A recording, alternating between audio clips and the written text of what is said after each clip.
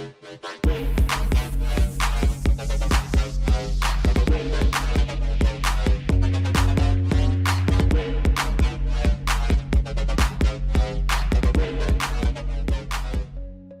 is up, everybody? This is Anime Squad Podcast, episode 118. And I'm your host, as always, Omar. And this is David. And like always, guys, never forget, I need you to hit that like button, subscribe, hit that notification bell, and comment. Just like the guy that always says first, I'm looking for a second. Just kidding. Just comment, just say hello and all that stuff. You know, animes you want us to watch, we'll consider it, because this week we have a new anime. But more into that later, because we have timestamps for your favorite shows and new shows. The new show we're going to talk about this week, so if you want to go check that out, go click right ahead on the timestamps. And social medias, you know, we on Discord, Twitter, Instagram, Facebook, all that stuff. Give us a follow. You know, we do reply back, so don't be shy. And yeah, just continue on with these delicious week of anime.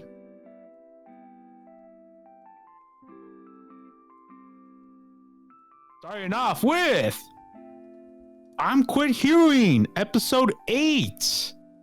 And Tokyo 2064. 60 or 64? I forgot one. Either or. It was 2060, I think. But we get more backstory with Leo and he was how emotionless he was back then. Yes, how much of a robot he was in his beginnings. His beginning heroing days, basically.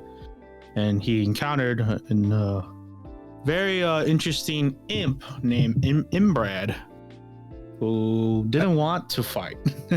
I kind of like that. Before that, he looked at the book. Before we went into the flashback, where he looked at the book, it's like he doesn't look like that. And yeah, I was wondering. I was like, well, like I wonder that this book ties into everything. I was like, oh, okay. I'm curious if the queen herself knows that Leo is, you know, then Onyx. I mean, because you know because she that's her favorite book, and that favorite book has probably Leo's name in it. Yeah, he's probably talked about him in like a chapter, many chapters maybe. So yeah, that's what one thing I thought. I was like, oh, maybe. But then we don't know, because you know we don't know. Whatever Inbred wrote in his story is his story. He could have been like that guy. We'll see what happens later on. Yeah, we'll see what happens next episode. But yeah, getting to this episode, and it's basically like I like to always say, war never changes, right? With especially with Inbrad, the imp devil, he just wanted a better life. He just wanted to see what was the human world like. He was like, hey, I've heard many good things about it. You know, the demon world sucks. We gotta fight for, you know, fight for an apple tree in this world. So the king told us, like, hey, if you come over the human world, there's a lot of stuff. And, you know, like, all right, I'm down.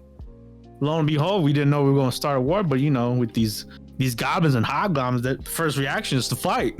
Yeah, I would be terrified. Well, yeah, you're going to an unknown territory. Yeah, so, and you know, humans, first thing inside, you know, shoot it. Take it down. I'm always afraid whenever aliens do come down, if they do exist, you know, how we'll react to it. Hopefully their weakness is water, just like in the movie Signs. Oh, jeez. We might have an advantage, a huge advantage, you know. Anyways, but yeah, you know, Imbrad is he's a smooth talker. Well, a talker at least, in Leo's eyes. He's like, yeah, I've heard about imps and how they love to talk and they're never the bad guy. Let's hear him out. but yeah, they had an interesting story between them two, their ideas. Yeah, a guy without, well, not even human. So we figured out that he's completely not anything. He's just an experiment. Yeah, he's not a human or a demon. I find it weird because I thought they already explained that. They explained his origin. They kind of did. Yeah, like this is, if anything, this is more info on that. Yeah.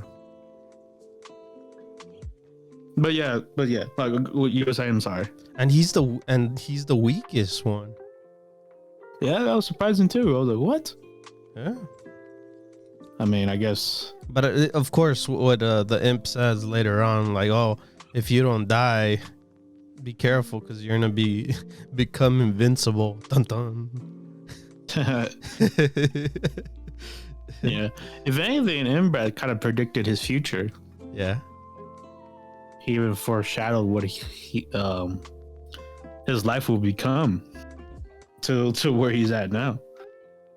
Yeah, like he told him, hey, be careful, man, because you're not gonna like how it turns out for you, man. Yeah, because basically he was like, one day you'll be saving humanity and stuff, and they won't need you no more. And like at that moment, you should go for it. Get out of it. Go find your life. Be who you are. And then Leo at that time, that presently was like, what the hell does that mean? I'm just following my rules. Yeah, I'm following the orders, and it's to kill all demons. But yeah, it was sad that they took him away. I was like, damn, no. But hey, he got blasted. Huh? He got blasted. No, he didn't.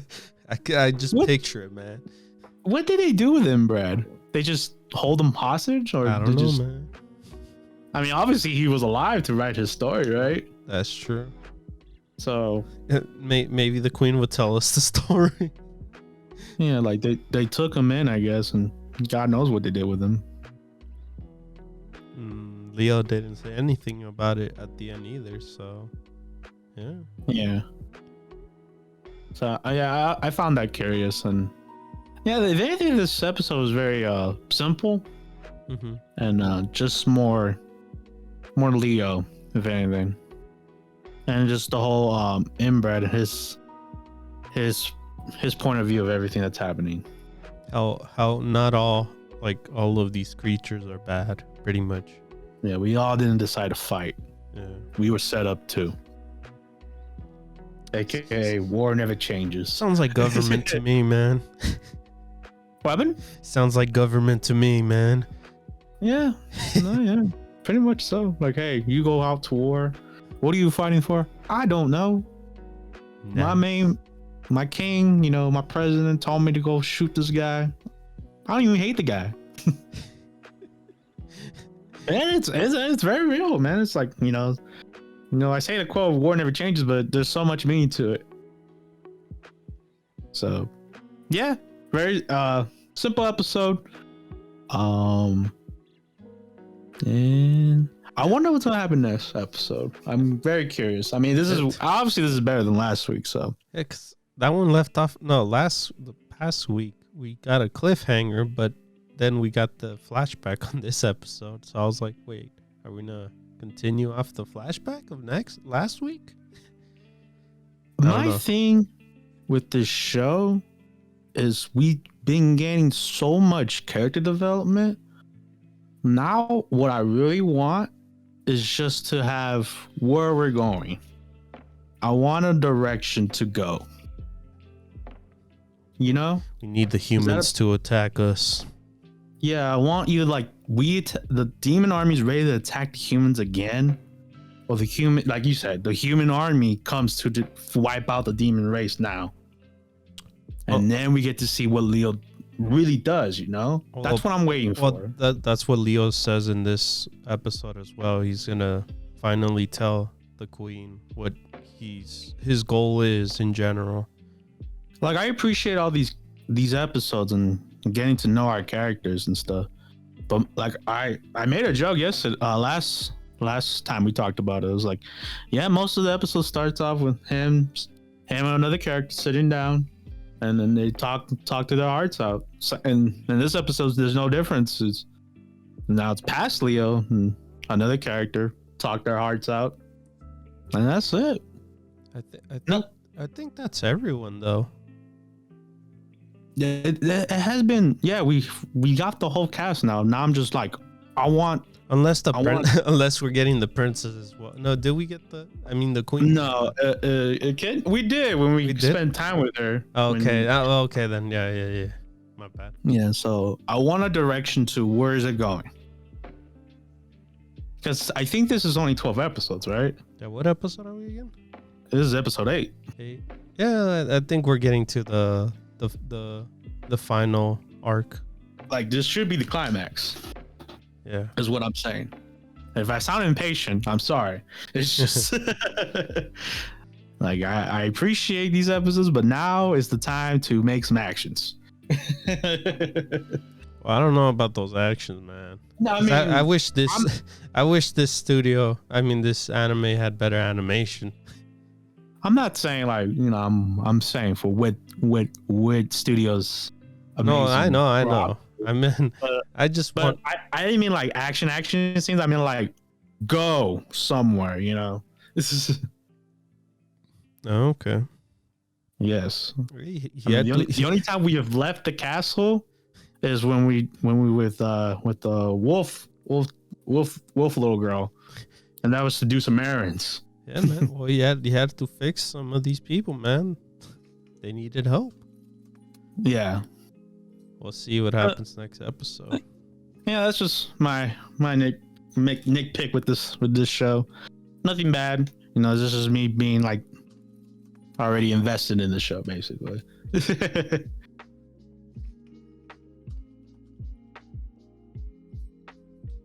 We have The Rising of the Shield Hero Season 2, Episode 8. And getting to the grind. Well, before the grind, getting to where Philo. I thought at first, find Philo. Where is she? We don't know where she's at. And like David said as well, to the grind. We need money. We're broke as a joke. And certain items affect each hero differently. Yeah, and it was cool to see how the fact that the potions that are created aren't from this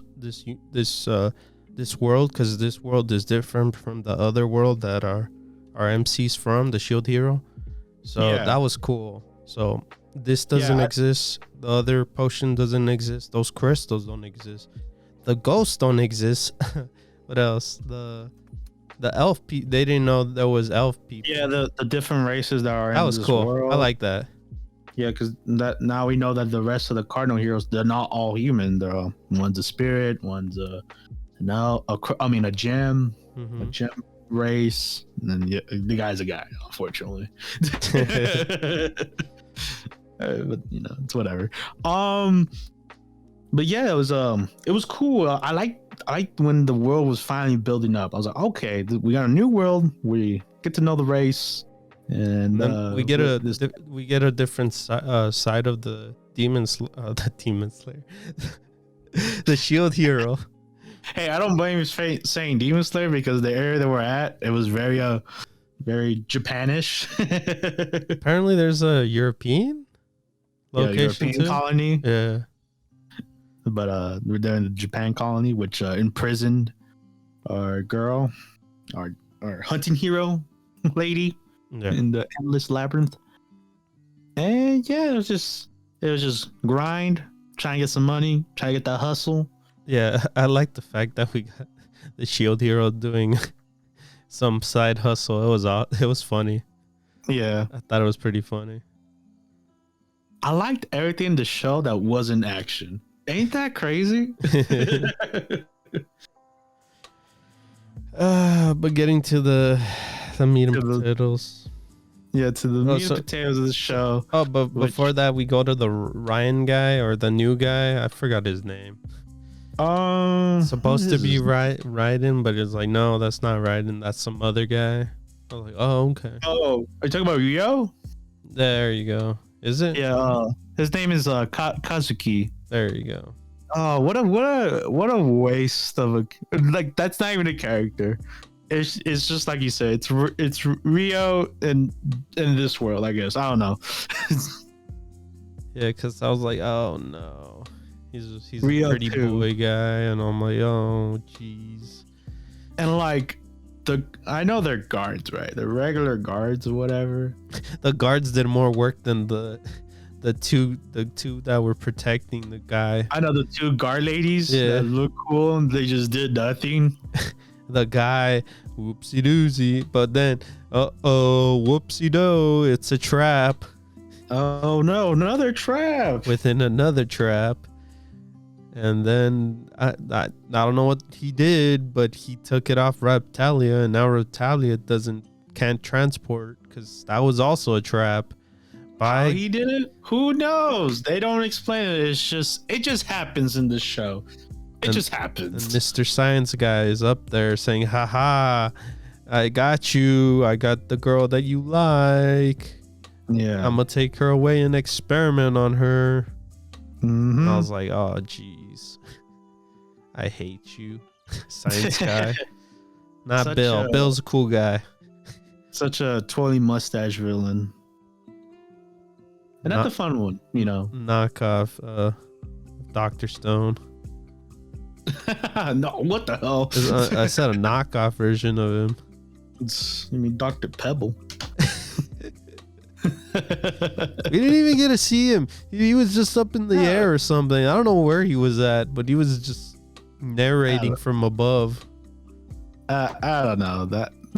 Once we got to the whole dragon hourglass thing, I was like, oh Lord, I don't want to be here. Like, you see this? I want to see this face. Haha, that face is what I wanted. Haha. Priceless. Ah, yes. You're suffering. I love it. I hate that. As the audience, I'm pretty sure was watching. Like, oh God. And yeah, that's basically. We got left off a cliffhanger. Reptilia got stranded by herself. She got taken. Yeah. And Nafumi is going to be like Liam Neeson, and they're going to find her, and then they will kill them. And Philo, who knows where she's at? Yeah, we've completely ditched finding Philo. They're like, hey, we just want to, I guess, teleport to a different colony. I think that was what was happening. If I remember, he said Philo was that way because he was. I forgot what was the whole thing on his scanner thing where it appeared Philo was close by, but it was like staticky. I think. I guess the colony they were going to was really far, and the closest one was the Japanese colony. Yeah. So. Yeah.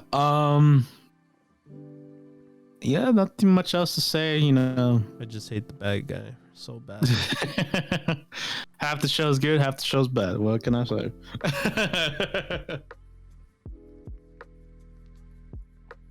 We have Ya Boy Kongming episode 9. And we get we get the true origin of Namini and how she started, how she became the singer that she is, her true origins. And it's very wholesome, like, you know, best friends trying to do something. Yeah, trying to get popular. Loving the art of rock. Yup. You know, do a high school talent show, and they kick butt. And they're like, yeah, we should go on the road, play some gigs, you know. That part was sad. Yeah, that was upsetting. They go to their country folk. They go to Tokyo, trying to make them a name for themselves. Have a gig, only have 3 people or so. Damn, that was sad. Yeah, and then them not getting, what do you call it? No, they were flat broke at a time too. I was like, jeez. yeah, basically the singing their career as a band was not getting the money, so they had to work 2 jobs. But then Mr. What was his name? I hate that guy. That's one. Asako, the douche. manager. I'm gonna call him the douche. Oh, actually, that is not his name. Excuse me, I don't have his name. Well, I'm gonna call him Major Douche. And I hate him. I mean, he is. It's just that's just how corporate is, I know. especially on that side of the world. Just like, I mean, there are real like K-pop, J-pop industries that they just pop out them and see if they stick. So for him, like, to suggest like, hey, you girls sound awesome. No, he didn't even say that. You girls are pretty, and I think we should head this to a different direction. Yeah, like your music isn't gonna get you anywhere. I know where you guys could go. I'm like, screw you, man. That's pretty messed up to say that to someone. I mean, they did, but then look what they got them, man. They sold out. That's the sad truth of the story. Namini and her friends sold out in order to get some money, in order to get some fame. Namini's the one that decided on it. The rest just joined along. Yeah, but then once Namini was like, "Oh, we should stop this," the other girls were like, "Nah, I think I like the money and the fame now. The artist dead." But not for her. No, not for her. That's why she's at the streets singing by herself and in a box, slapping the bass by herself. And an angel appeared. Yeah, an angel named Komi. I mean, Echo. I love that Komi came out like 3 times within the episode. It was hilarious. I know. It's so weird. Like these past 3 episodes, like, it's all part of his plan, bro. It's all part of his plan. It's part of the plan. It's part of he's in the behind the scenes. He is not part of this story that's happening right now. Yeah, he's watching, man. He's us. He's the watcher. Yup. Not only is he in the anime, but he's also watching the anime. That's crazy. I love that he was doing like a crab walk when he was with the rapper guy. Yeah. I mean, he didn't play no big part in this episode. Well, because his thing got solved it did get solved last week, and it was just like, yeah, I'm with my boys and we spitting bars, and they're like, yeah, I kind of spit bars, and they're like, dude, you just spit no bars. Messed up, man. Poor YouTuber guy. He's like, come on, man, I got a YouTube channel though.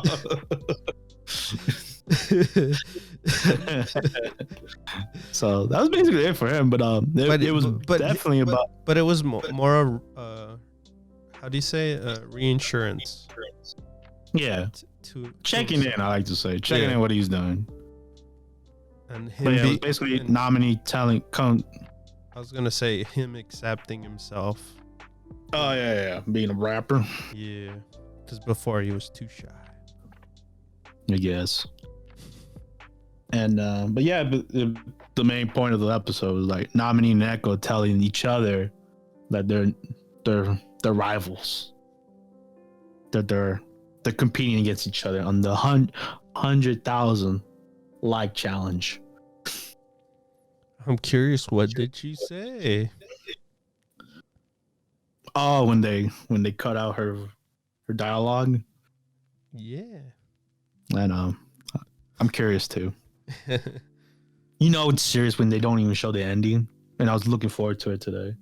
Oh, I was like, and before that, Echo couldn't, she couldn't continue. Like she got better, but she's not there yet.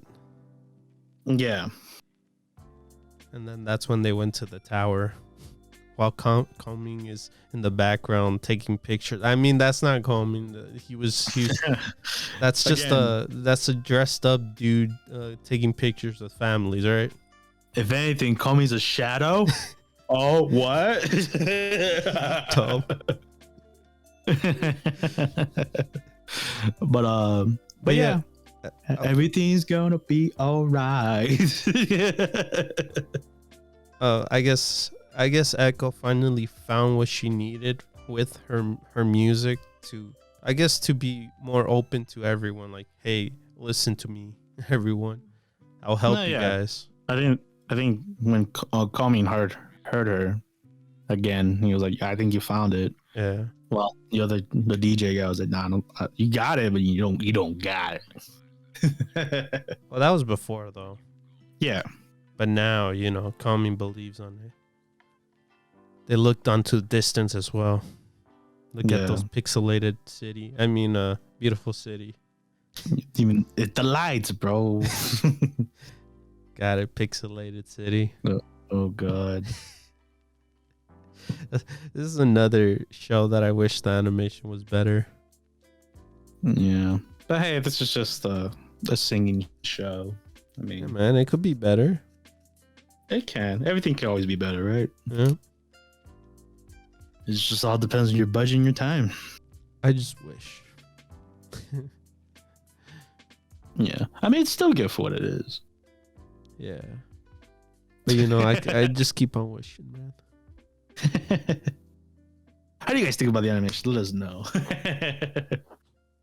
But yeah, Echo found her voice.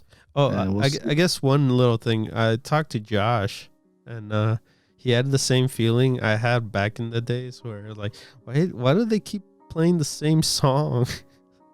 Oh, over that's and over. The one song. That's the. I told him like, I think this is like her song. Like she, I guess she's not gonna be singing other people's songs, so that's why it's her song.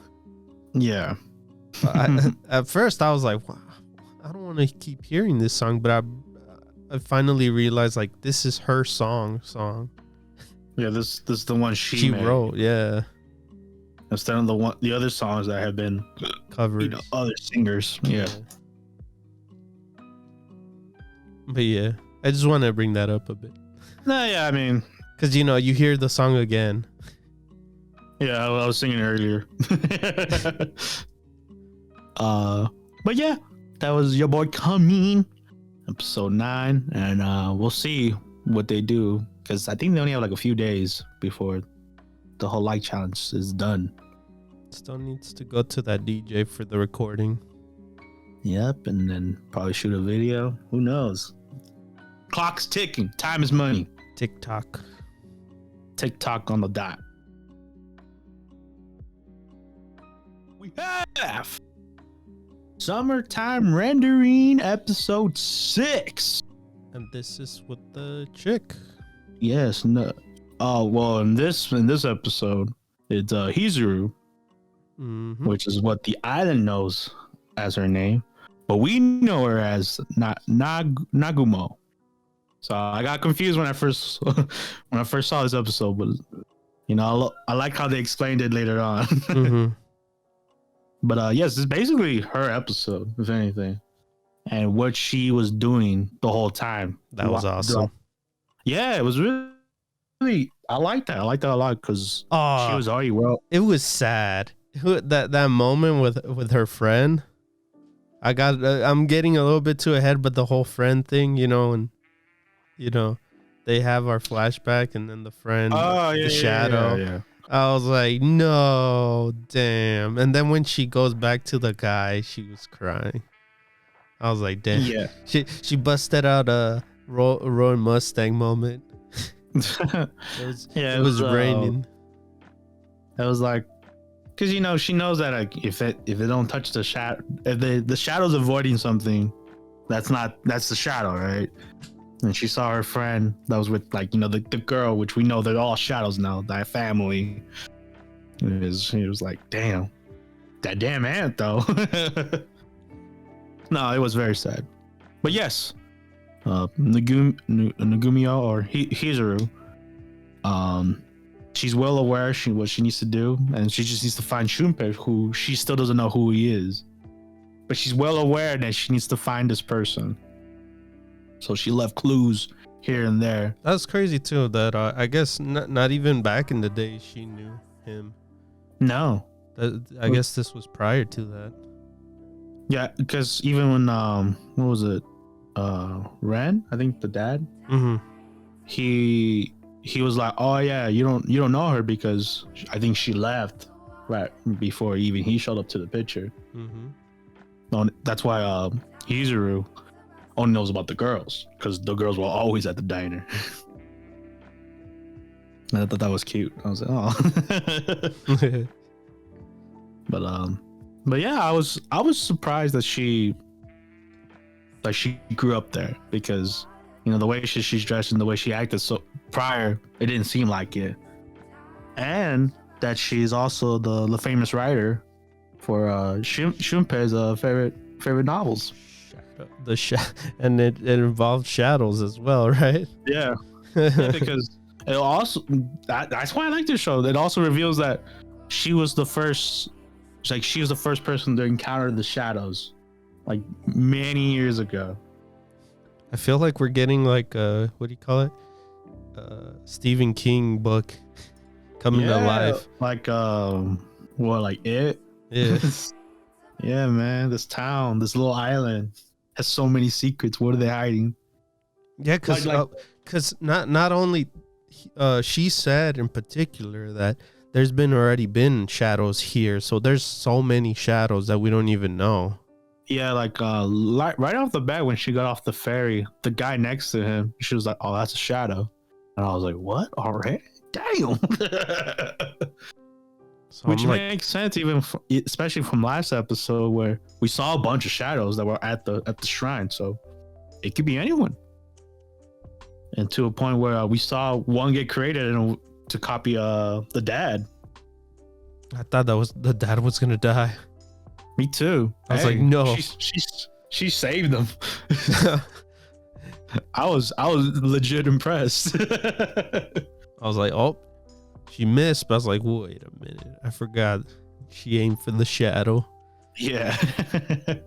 got for the head with the sledgehammer. No, and I got the whole, the coding kind of secret thing to get Shunpei and stuff like that, if it's him and stuff. I like that whole moment. Yeah, obviously he would not get it like the first time, so when like it did happen, she would have known like, okay, he has time travel. And I was like, what it gave me that Back to the Future moment with Marty and Doc. With Doc. Yeah. Well, that's a good reference. He said, like, how do you know, or how?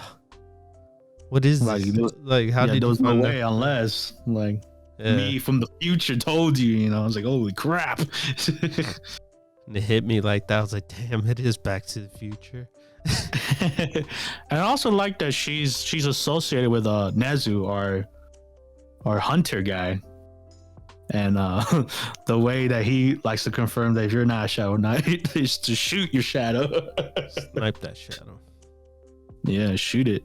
Guns blazing. But it was a smart move by him too, just to make sure that that's not the Shadow Shunpei that we have seen. Yeah, because that code could have been from the dad, the dad ghost. Or shadow, my bad. It could have been any shadow. Yeah. And they could have passed it on to the Shunpei shadow. So hey, he's just being safe. But yeah, like I said, it was basically a Nagumo, aka Hizuru's episode. And then, just how really like a big of an ally Shunpei has gained. But yeah, amazing episode, great time, and Hizuru is obviously best girl on the show, so y'all can fight me. We have Komi Can't Communicate Season 2, Episode 5, or you're watching on Netflix, Episode 17. And I think it was a very sweet beginning because it was kind of like what Komi's point of view, I feel like, with the whole snowman thing. Because like there was no dialogue. it was like Najime and Tanjiro, you know. You know, speech bubbles, whatever I like to say. It was cute. It was cute. You know, friends hanging out together on snow day. And obviously, Najime has to make it extreme after with the big snowman, which is not easy, by the way. That's the anime lied to me. It's not that easy to make a big snowman. Or snowman in general. But yeah, it was cute, you know. Tanjiro? Oh, damn. You talking about Demon Slayer? No, I'm talking about Tanjiro's now in Komi. Oh, I'm so sorry. But yeah, our MC guy makes a sad snowman, and then Komi had a brilliant idea just to make a happy one, being right next to it. And I was like, oh. So there was that cute moment, but then, like I said, Najime, there's that snowball fight, split into teams, elementary kids versus high schoolers. What do you think about that one? That was not fair. Obviously, those kids got rocked. But it was funny, right? Oh yeah, because I mean, I kind of saw it coming. If what was it? Yami being the obsessive person that she is, being the backstabber, I believe that. Oh, well, I meant their eliminations. Did you like? Oh yeah, like one getting rocked one by one. Yeah, and just like the last one, it was like Avengers. You're our only hope because Komi over here sucks. That's an art team. And then my man goes guns blazing like. Ah! Tadano just gets whammed in the face. Tadano and the other green hair girl gets hit in the boob. You know, because that's her character. Just kidding. Oh. Damn. I said it here first. But yeah, like I said, Komi struggling over there and make a snowball. I'm not trying to throw a snowball. Or yeah, she's having the fear of just hitting someone. Pretty much. But yeah, like my favorite part is Yami betraying them, hitting them in the back, and then she's like, "I did it for you, Komi. I did all this for you." So dramatic. I love it. Because it was funny too with the whole the girl and the guy, the two kids. Oh, like she was dying. Like it was like a dramatic death scene. Yeah, I just said that. Yeah, I was saying that earlier. Then I was like, oh. And then the hand just goes, ugh. And he's like, no. And then he goes guns blazing. Yeah, that was cute. And then it goes to, after that, you know, we go back home to go visit grandma, back to the countryside that we find out. What do you think about Aunt? Aunt is cool. I mean, we saw that last season, right? Where they go visit grandma. I think so. Yeah, I remember it being last season. Yeah. Did you enjoy the cousin? The card game? No, the cousin. Yeah, because it's character development basically. It was basically because she was afraid of her in the beginning, but now that she's here, they still were like doing their same thing. And I was like, oh god, here we go. I was like, nah, I'm just kidding. I'm glad you're here. And then funny part was the whole crying scene. Oh, because she's happy. she's happy that when she's happy she cries. Hey man, I know many people that do that, man. I know a lot of people when they're like peak happiness, they cry. Man, my own mother does that. So that's not weird to me. And then I guess to me when I read this scene, I still got confused. I didn't know the game. Yeah, the card game. Yeah. Yeah, I think it's a very Japanese card game. I've seen it before and other animes, obviously. Yeah, But it's just, I remember this chapter so well because I was so confused. I was like, how does this game work? Even though they're explaining it to me, I'm still confused. I guess it was just like if the pictures are there and you can make a scene, that's worth the points it is. Yeah. Yeah. It was confusing as crap. But they made it entertaining as hell with Jima. Yeah, Jima was were not verses. holding back. Of course, the cousin loses. Yeah. Loses money everything. Too. Yeah, she lost all the money. Yeah. And if anything, she owes her. Yeah, and then Jima was like, she was so confident that she wasn't gonna lose to Komi. She was like, if Komi wins, everything I just did, I take back and I'll give you all, like, you know, money. And then Jima had to eat her words, man, because Komi got that sweet, you know, Exodia card ready to go, and bam. Cousin had no faith. I know. Even though she taught her. Damn. But yeah, that part was confusing. But I'm just glad that the show was able to make it entertaining for what it was. For us dumb Americans. I'm still dumb. I mean, yeah, but I mean, was it not entertaining? It was entertaining. All right. Were you entertained? Well, you guys entertained. Let us know if you also found it confusing. Or you think we're dumb. Or if you even know what the card game is. I still don't. I forgot what the card name was even called. But yeah, moving on to the last part. I think it was the last part, right? Last part of the episode with the New Year's Day. Yes. Yeah. So yeah, you know, Komi, basically the girls, even Komi's mom, dress up in the beautiful kimonos, and they go, you know, traditional Japanese thing to do, make a wish for the year. And if your wish did come true from last year, you know, you give your thanks, you clap, you bow. Very, very ritual, I like to call it. You know, we all have our own rituals. Like here, I think here in America, you kiss your loved ones, or love is the one. And then I know in Mexico's eat 7 grapes, drink champagne. But yeah, this is for the wish, pretty much their wish of the year. Yeah, so it was cool. It was cool seeing it, you know, animated.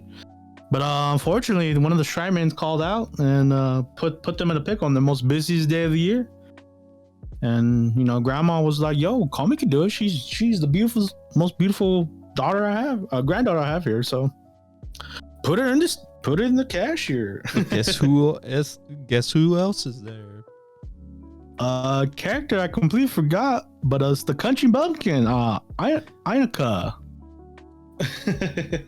The reason I remember her because, you know, she said it and she has the brows. Why it's gotta be the brows, right? Yeah, it's always the little brows. Even when what was it? Heroines won the show, she got those brows. What, they don't think they shave? I don't know. But I just love it when she's like, "Oh no, it's Komi.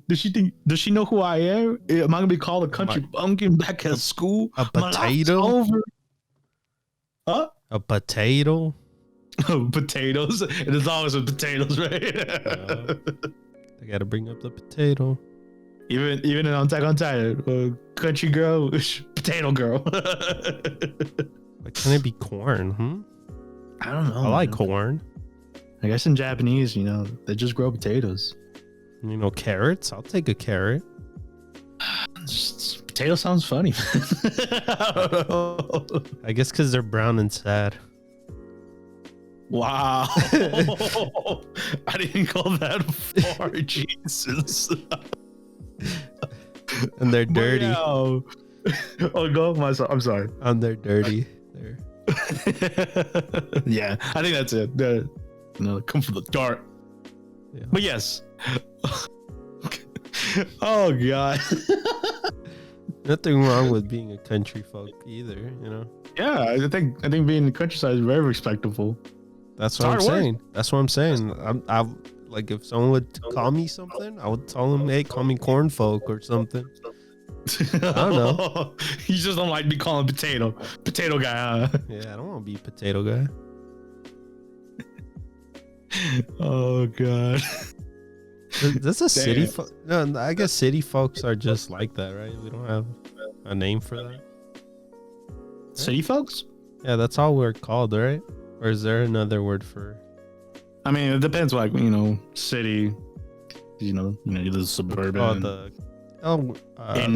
Inner city. Yeah. The outskirts. That's true. But yes, back to Inika, and she's worrying about like Komi's gonna snitch her out, but Komi's in trouble. She don't know how to deal with this. This is literally she her can't first communicate. And only day. So she's like, "Yo, don't worry, Komi. Just here's a piece of paper. Tell him how much this thing's gonna be." They're like, "Oh, you didn't have to write it down though." The guy's like, "What?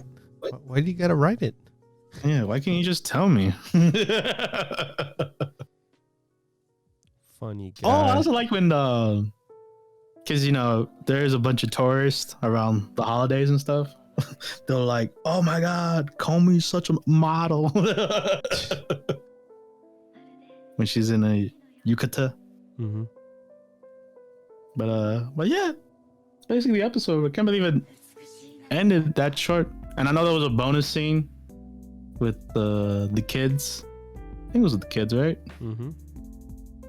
Yeah. How Komi was tough. Oh yeah, how Komi was a badass. Mm-hmm. They respected her. They got the respect of the elementary kids now. And but still, I like how Tana was like, "Yeah, I still got a long way to go and make some more friends."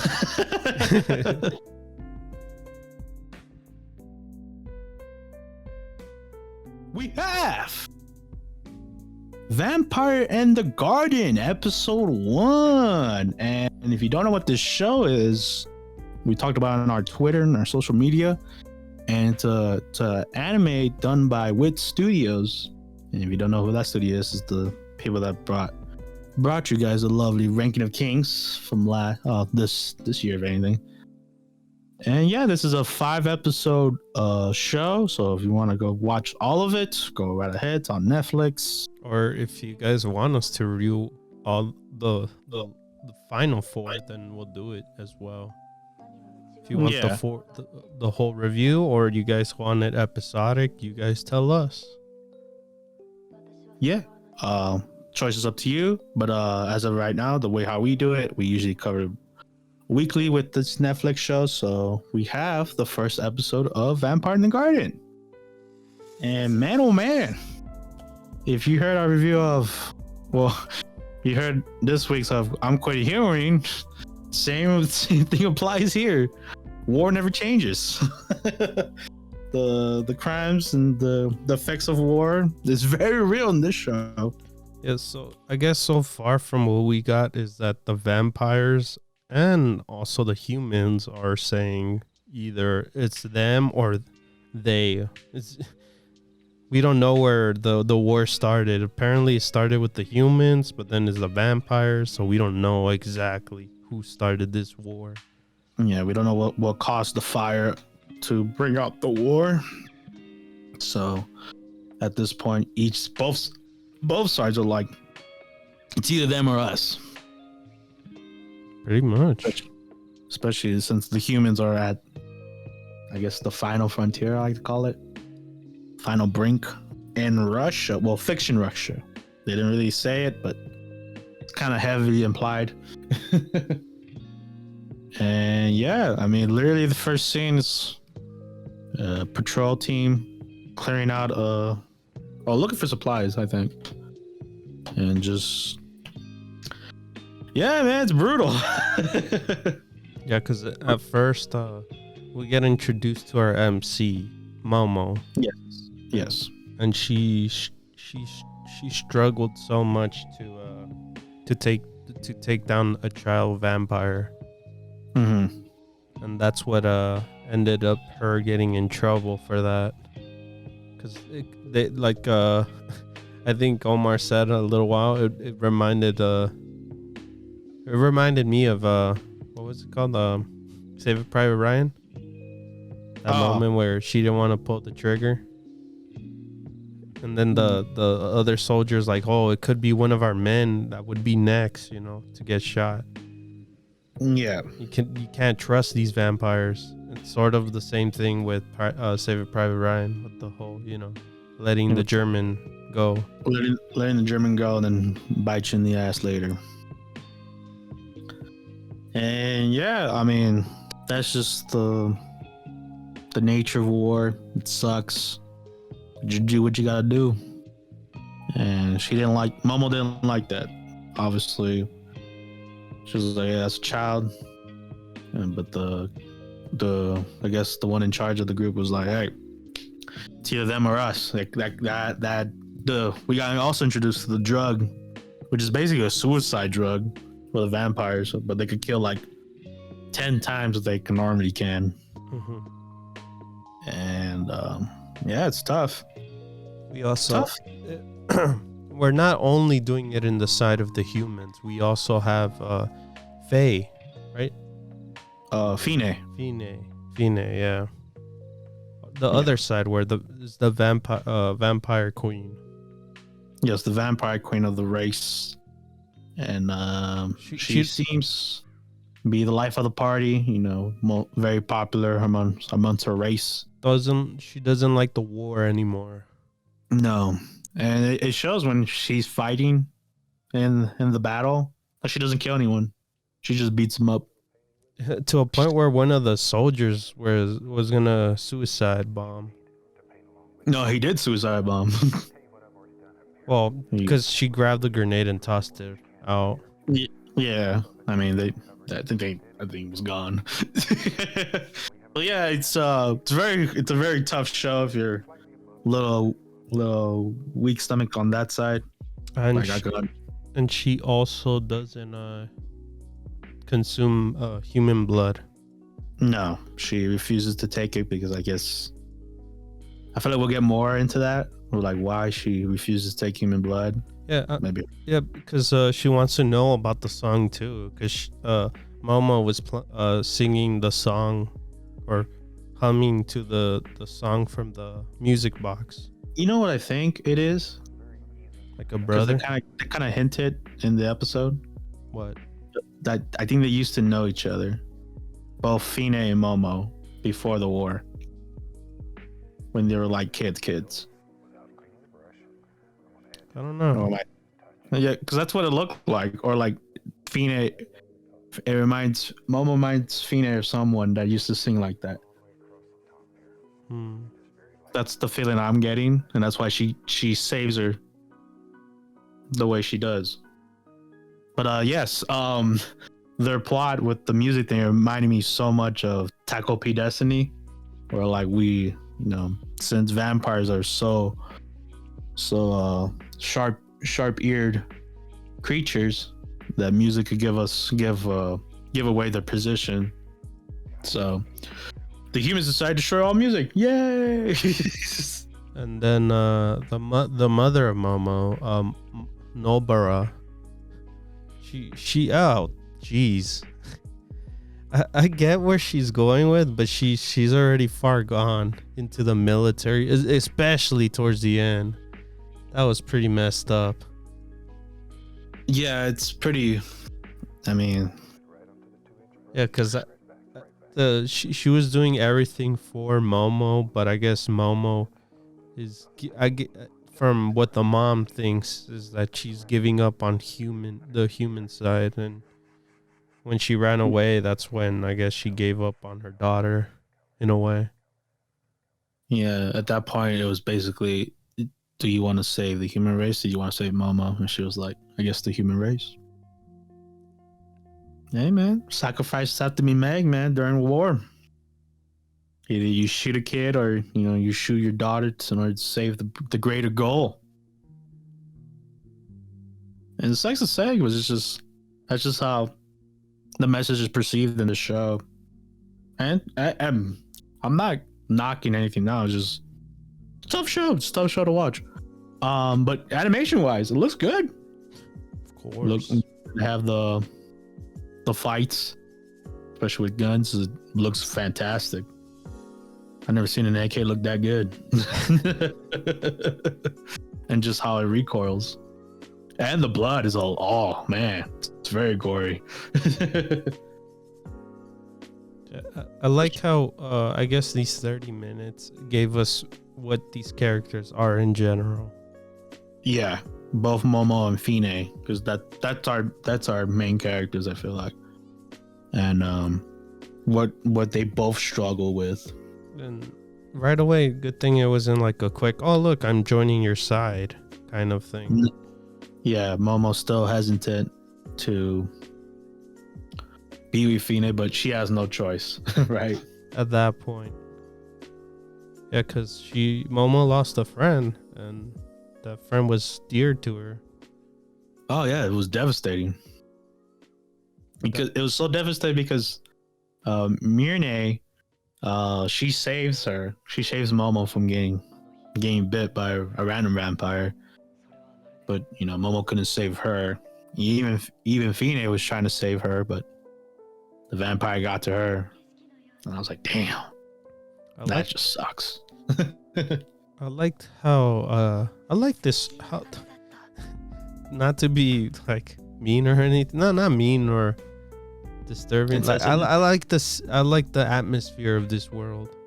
I know it's bad, but I mean, it's like I like it how different this is.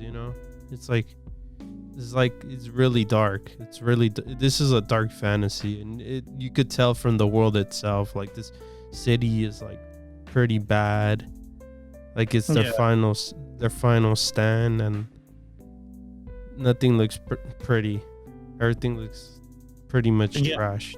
Even the water itself was pretty nasty. Yeah, I think for our first episode, it sets the world very well, especially like the location that they're at. Like you said, it's not pretty. It's like it's greedy, it's gruesome, but that's war. Like, it's not supposed to be pretty on the human side, at least. And then with the vampires, they live in like old English, like having parties and enjoying music because they don't have to worry about the music.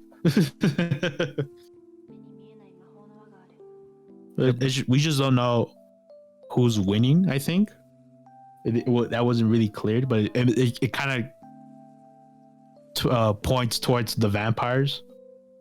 No, what I'm curious is who started the war. Yeah, what started the fire? Yeah, that's the thing I want to know. Yeah, there's that, and then I just wonder how they're gonna get out of this situation, both Fine and Momo. They're probably gonna run away. No, they're on the run. It's just how far they're gonna go. She drifting over there. Yeah. Hey man, that driving the cars look good. I was shocked. you know they be doing good on CGI. Yeah. But yeah, animation was fire. That's all I gotta say. And yeah, that's just the first episode. Like you said, if that enticed you, you can watch all 5 episodes. It's just 5. It's a short one. Yeah. So, and of course, bringing it up again. If you guys want us to see 2 to 5, we'll watch it. Or if you guys want to hear us talk about each and every episode, like every weekly, yeah, we'll do that as well. Yeah, it's up to you. Just you guys could decide by next week. If we hear nothing, we're doing it weekly. Mm-hmm.